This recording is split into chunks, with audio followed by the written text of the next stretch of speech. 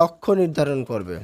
রাসূল সাল্লাল্লাহু আলাইহি ওয়াসাল্লাম বলেছেন, যে ব্যক্তি ইসলামের মধ্যে ভালো কোনো কাজ চালু করবে সে তার এই কাজের সওয়াব পাবে এবং তারপরে যারা তা দেখে এই কাজ করবে তাদের সওয়াব সে পাবে, তবে এতে তাদের সওয়াব কম বেশি করা হবে না। আর যে ইসলামের মধ্যে মন্দ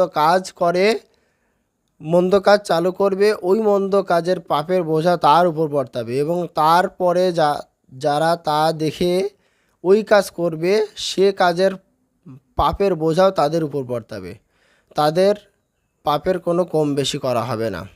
হাদিসটি আছে সহিহ মুসলিম 1017 নম্বর হাদিস, সহিহ মিশকাত 210 নম্বর হাদিস। সুতরাং যিনি আলোচনা করেন তিনি যে কোনো ক্ষেত্রে, বিশেষত প্রচার মাধ্যমে আলোচনাকে অবশ্যই খেয়াল রাখবেন যে তিনি যদি লোকজনকে কল্যাণের দিকে